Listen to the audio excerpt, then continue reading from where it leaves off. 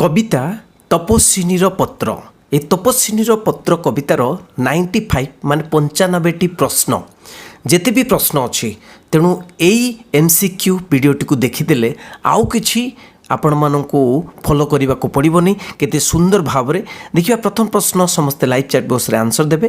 प्रथम प्रश्न स्वभाव कवि गंगाधर मेहेर बरगड़र केउठारे जन्मग्रहण करथिले? उत्तर बरपाली। नेक्स्ट प्रश्न गंगाधर मेहेर केबे जन्मग्रहण करथिले? उत्तर 1862। 3 नंबर निम्नलिखित काव्यगुड़िक मध्यरु केउटी काव्यटी गंगाधर मेहेर द्वारा रचित नुहे? उत्तर होची चंद्रभागा काव्यटी गंगाधर मेहेर लिखि नांती।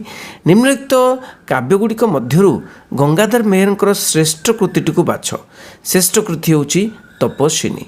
नेक्स्ट प्रश्न तपस्विनीर पत्र कविताटी कविंक स्वरचित केउ काव्यर अंश विशेष?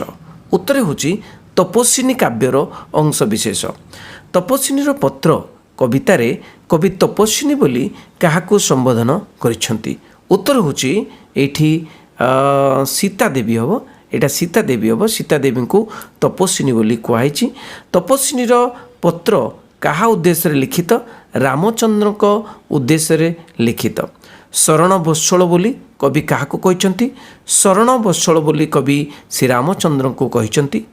नेक्स्ट प्रश्न दुख रूपक गिरी पाई वज्र किए? 9 नंबर। उत्तर होची रामचंद्र। नेक्स्ट 10 नंबर विदुष शब्दर अर्थ कौन? विदुष शब्दर अर्थ होची पंडित। Okay. Next 11th question Rajrajeshwar किए? राजराजेश्वर आउ किए हे? रामचंद्र। नेक्स्ट प्रश्न दीन भिकारिणी बोली किए काहाकू कहिसेंती? किए निजको कहिसेंती? मु होची दीन भिकारिणी। सीता देवी निजको कहिसेंती। नेक्स्ट प्रश्न पद पद्म द्वंद्वे पद्म द्वंद्वे एठारे द्वंद्वे शब्दर केउ अर्थ बहन करिथाय? द्वंद्वे माने द्वय। ओके।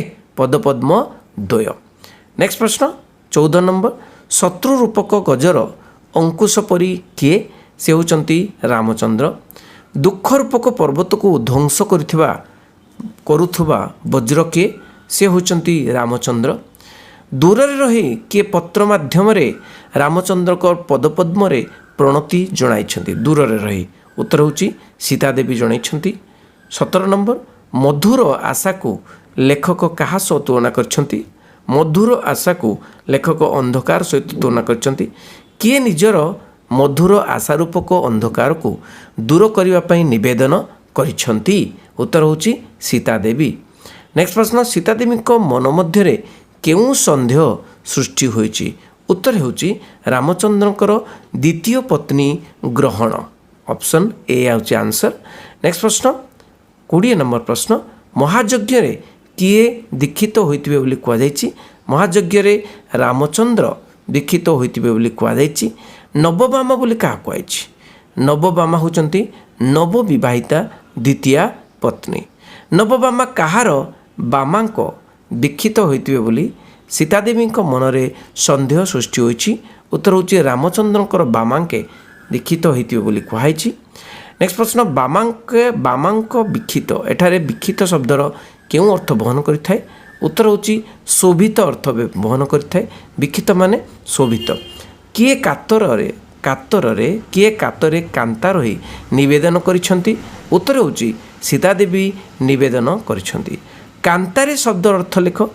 कांतारे शब्दर अर्थ होची जंगल रे।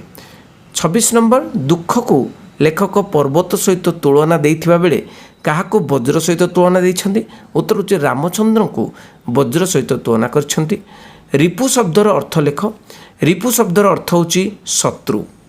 28 नंबर किए शरणागत को निजर संतान परी स्नेह प्रदान करिथांती? उत्तर होची रामचंद्र। रामचंद्रकर सतगुणावली शतगुणित होइतिबो बोली किए कहिसंती? उत्तर होची सीता देवी कहिसंती। मुग्ध नववधू को मुग्ध करिबा पई काहार सद्गुणावली शतगुणित होइतिबो? काहार? रामचंद्रंकर। अशेष रतन धन क्षम वस्त्रमान एटारे क्षम शब्दटी केउ अर्थ प्रकाश करिथाय? एई प्रश्नटी 2021 लास्ट ईयर आसथिला। उत्तर होची क्षम माने पाट वस्त्र। ମହାଯଜ୍ଞରେ ଦାନ କରାଯାଉଥିବା ଧନ ଓ ବସ୍ତ୍ରକୁ ନେଇ କେଉଁମାନଙ୍କର କାର୍ଯ୍ୟ ସିଦ୍ଧ ହେବ ବୋଲି କୁହାଯାଇଛି? ଏଇଟା ମଧ୍ୟ ଆସିଥିଲା 2021ରେ। ଉତ୍ତର ହେଉଛି ଅର୍ଥୀ ସମୁଦାୟମାନଙ୍କର। ଓକେ, ନେକ୍ସଟ ପ୍ରଶ୍ନ, ଦାନର ସମୁଦ୍ର ବୋଲି କାହାକୁ କୁହାଯାଇଛି? ଆଉ କିଏ ହେବ ଦାନର ସମୁଦ୍ର? ରାମଚନ୍ଦ୍ର। ଦାନ ବାରିଧି ବୋଲି କିଏ ରାମଚନ୍ଦ୍ରକୁ ସମ୍ବୋଧନ କରିଛନ୍ତି? ଦାନ ବାରିଧି ବୋଲି ରାମଚନ୍ଦ୍ରକୁ ସମ୍ବୋଧନ କରିଛନ୍ତି ସୀତା ଦେବୀ। ନେକ୍ସଟ ପ୍ରଶ୍ନ, କିଏ ମୁଗ୍ଧ ହେବ ବୋଲି ସୀତା ଭାବିଛନ୍ତି? ନବବଧୂ ମୁଗ୍ଧ ହେବ ବୋଲି ସୀତା ଭାବିଛନ୍ତି। ନେକ୍ସଟ ପ୍ରଶ୍ନ, ତପସ୍ୱୀମାନଙ୍କର ଅଶାନ୍ତି ନାଶକ କିଏ? ଉତ୍ତର ହେଉଛି ରାମଚନ୍ଦ୍ର। କେଉଁମାନଙ୍କୁ ରାଜା ରାମଚନ୍ଦ୍ରଙ୍କର କିଛି ଅଦେୟ ନଥିଲା? କେଉଁମାନଙ୍କୁ? ନା ତପସ୍ୱୀମାନଙ୍କୁ। ମୁଁ ହିଁ ତପସ୍ୱିନୀ, ମୋତେ ନ କରିବ ହେୟ, ମୁଁ ମଧ୍ୟ ତପସ୍ୱିନୀ, ମୋତେ ହେୟ କରିବନି। ଏଠାରେ କିଏ କାହାକୁ ହେୟ ନ କରିବା କଥା ଉଲ୍ଲେଖ କରିଛନ୍ତି? ଏଇଠାରେ ରାମଚନ୍ଦ୍ର ଯେମିତି ସୀତା ଦେବୀଙ୍କୁ ହେୟ ନ କରିବେ ସେଇଟା କୁହାଯାଇଛି। ଜନତା ଭକ୍ତି ସହକାରେ କାହାକୁ ଦେଖୁଥିବେ ବୋଲି କୁହାଯାଇଛି? ଜନତା ଭକ୍ତି ସହକାରେ ନବବାମାକୁ ଦେଖୁଥିବେ ବୋଲି କୁହାଯାଇଛି। ରାମଚନ୍ଦ୍ରଙ୍କର ଅଙ୍କ ଭାଜନ ବୋଲି ସୀତା ଦେବୀ କାହାକୁ ସନ୍ଦେହ କରିଛନ୍ତି? ସୀତା ଦେବୀ ନବବାମା ବା ନିଆ ନବପତ୍ନୀକୁ କହିଛନ୍ତି। ସୀତା ଦେବୀ କାହାର ଘୋର ତପ ଏବଂ କେତେ କାଳ ମନ୍ତ୍ର ଜପ ବିଷୟରେ ଜାଣିବା ପାଇଁ ରାମଚନ୍ଦ୍ରଙ୍କୁ ପତ୍ର ମାଧ୍ୟମରେ ଅନୁରୋଧ କରିଛନ୍ତି? କାହାକୁ? ସୀତା ଦେବୀ କାହାର? ମାନେ ଏଇ ନବବାମାର ବା ନବପତ୍ନୀଙ୍କର। ରାଜା କୌଣସି ଯଜ୍ଞରେ ଦୀକ୍ଷିତ ହେଲେ ତାଙ୍କର ବାମ ପାର୍ଶ୍ୱରେ କାହାକୁ ଉପବେଶନ କରି ଯଜ୍ଞ କାର୍ଯ୍ୟ ଆରମ୍ଭ କରିଥାନ୍ତି? ସେ ପତ୍ନୀକୁ ଉପବେଶନ କରି। କିନ୍ତୁ ଏବେ ସତୀ ସୀତା ନାହାନ୍ତି, ତେଣୁ ସେ ଭାବିଛନ୍ତି ନୂଆ ପତ୍ନୀ ଗ୍ରହଣ କରିଥିବେ ରାମଚନ୍ଦ୍ର। ସୀତା ଦେବୀଙ୍କ ମନ ମଧ୍ୟରେ କାହା ପ୍ରତି ସନ୍ଦେହ ସୃଷ୍ଟି ହୋଇଥିଲା? ଉତ୍ତର ହେଉଛି ରାମଚନ୍ଦ୍ରଙ୍କ ପ୍ରତି ସନ୍ଦେହ ସୃଷ୍ଟି ହୋଇଥିଲା। ସୀତା ଦେବୀ କେଉଁ ତପସ୍ୟାରେ ରତ ଥିଲେ? ସୀତା ଦେବୀ ସେଇଠି ପତିହିତ ସାଧିନୀ ତପସ୍ୟାରେ ରତ ଥିଲେ। ସୀତା ଦେବୀ କେଉଁଠାରେ ପତିହିତ ସାଧିନୀ ତପସ୍ୟାରେ ରତ ଥିଲେ? ସେ ବାଲ୍ମୀକିଙ୍କ ଆଶ୍ରମରେ ରତ ଥିଲେ। ଜନ ଅପବାଦ ଭୟରୁ ମର୍ଯ୍ୟାଦା ପୁରୁଷୋତ୍ତମ ରାମଚନ୍ଦ୍ର କାହାକୁ ନିର୍ବାସିତ କରିଥିଲେ? ଉତ୍ତର ହେଉଛି ସୀତା ଦେବୀଙ୍କୁ ନିର୍ବାସିତ କରିଥିଲେ। କିଏ ଘୋର ତପ ଏବଂ ମନ୍ତ୍ର ଜପ ବଳରେ ରାମଚନ୍ଦ୍ରକୁ ପାଇଛନ୍ତି ବୋଲି ସୀତା ଦେବୀଙ୍କ ମନରେ ଆଶଙ୍କା ସୃଷ୍ଟି ହୋଇଛି? ଉତ୍ତର ହେଉଛି ନବବାମା। କୋଟି ଅଶ୍ୱମେଧ ଯଜ୍ଞରେ ଦିଆଯାଉଥିବା ଦାନଠାରୁ ଅଧିକ ଦାନ ସୀତା ଦେବୀଙ୍କ ପାଇଁ କ'ଣ ହେବ ବୋଲି ସୀତା ଦେବୀ ଅନୁଭବ କରିଛନ୍ତି? ସୀତା ଦେବୀ ଅନୁଭବ କରିଛନ୍ତି ନବବାମାର ପରିଚୟ ଅଧିକ ହେବ ବୋଲି କହିଛନ୍ତି। ନେକ୍ସଟ ପ୍ରଶ୍ନ, ଅତ୍ୟନ୍ତ ଅବୋଧ ବୋଲି ସୀତା କାହାକୁ କହିଛନ୍ତି? ଅତ୍ୟନ୍ତ ଅବୋଧ ଆଉ କିଏ ହେବ? ଲବକୁଶ। ନେକ୍ସଟ ପ୍ରଶ୍ନ, ସୀତା ଦେବୀ ପୁତ୍ରମାନଙ୍କର କେଉଁ ଭାଗ୍ୟ ନାହିଁ ବୋଲି କହିଛନ୍ତି? କୁହାଯାଇଛି ପୁତ୍ରମାନଙ୍କର ପିତୃକୋଳ ଆରୋହଣ ଭାଗ୍ୟ ନାହିଁ ବୋଲି କହିଛନ୍ତି। କିଏ ଜନ୍ମ କାଳରୁ ପିତୃ ଅନୁରାଗ ଜାଣନ୍ତି ନାହିଁ? ଏଇ ଲବକୁଶ ଜନ୍ମ କାଳରୁ ପିତୃ ଅନୁରାଗ ଜାଣନ୍ତି ନାହିଁ। କିଏ ଜନନୀର ଜୀବନ କନ୍ଦାଇ ଜାଣନ୍ତି? ଜନନୀର ଜୀବନ କନ୍ଦାଇ ଜାଣନ୍ତି ଏଇ ଲବକୁଶ। ସୀତାଙ୍କ ପୁତ୍ରମାନେ କିପରି ଜନନୀର ଜୀବନ କନ୍ଦାଉଥିଲେ? ସେମାନେ ରାମାୟଣ ଗାନ କରି ସେମାନେ କ'ଣ ଜନନୀଙ୍କର ଜୀବନ କନ୍ଦାଉଥିଲେ। ସୀତାଙ୍କ ପୁତ୍ରମାନେ କେଉଁ ବାଦ୍ୟ ସହାୟତାରେ ରାମାୟଣ ଗାନ କରୁଥିଲେ? ବଢ଼ିଆ ପ୍ରଶ୍ନ। ତ ଉତ୍ତର ହେଉଛି ବୀଣାଯନ୍ତ୍ର ସହକାରେ। କ'ଣ ଶୁଣିକରି ମାନବ ହୃଦୟ କାନ୍ଦି ଉଠିବ? କ'ଣ ଶୁଣିକରି? ଉତ୍ତର ହେଉଛି ରାମାୟଣ ଶୁଣିକରି।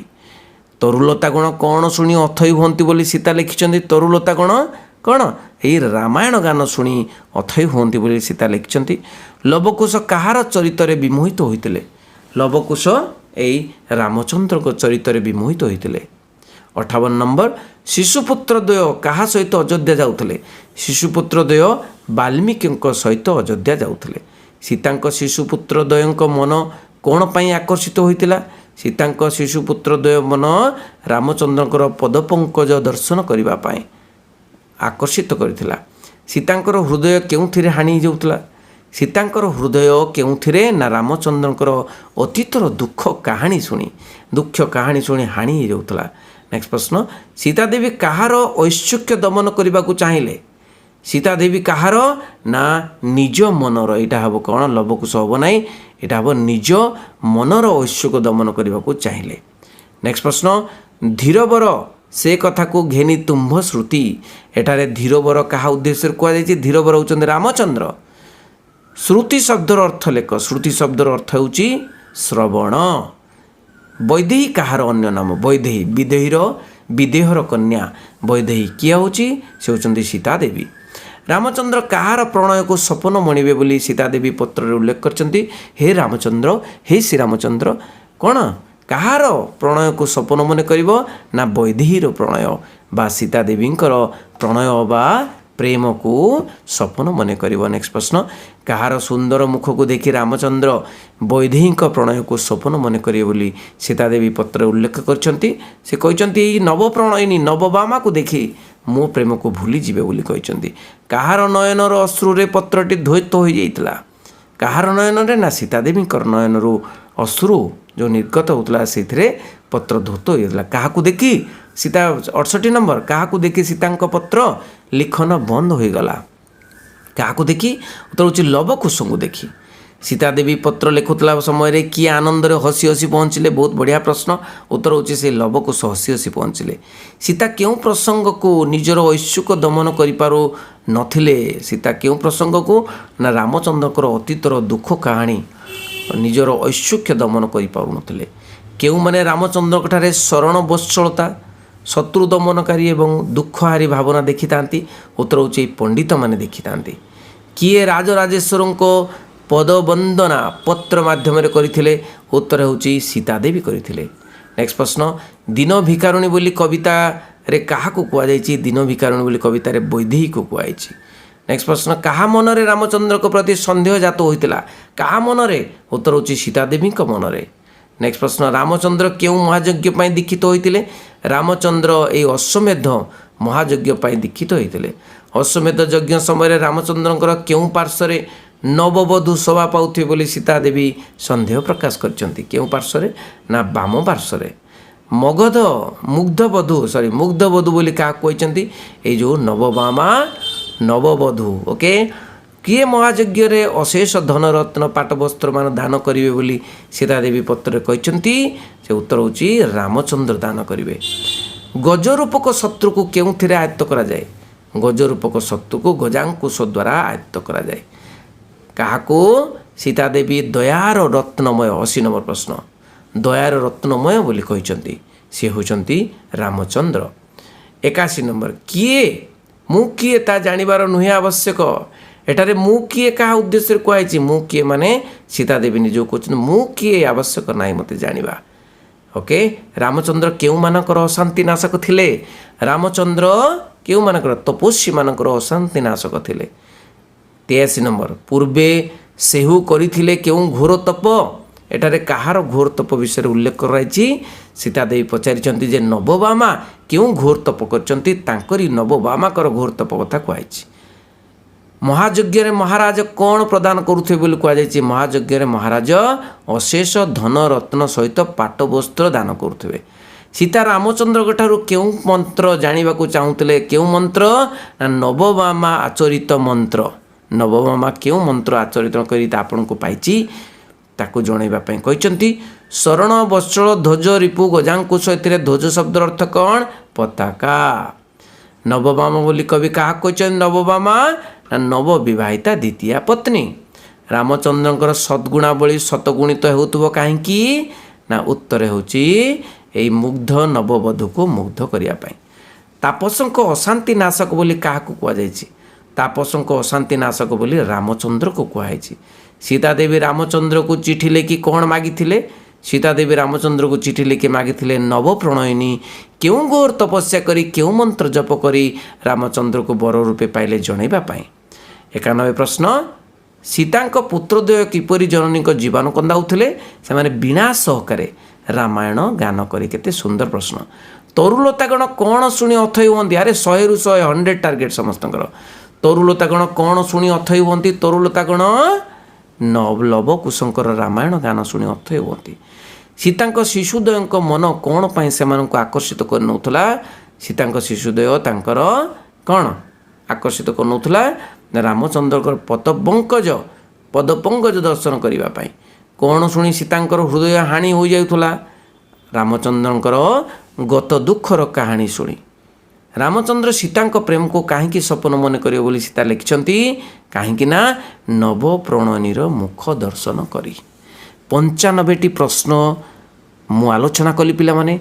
एथिरो सबु प्रश्न प्राय पड़िबो। तेणु समस्त को शेयर करिबो भिडियोटी। बहुत बहुत धन्यवाद समस्ते पाठ पढ़ुथ थैंक यू वेरी मच वंदे उत्कल जननी।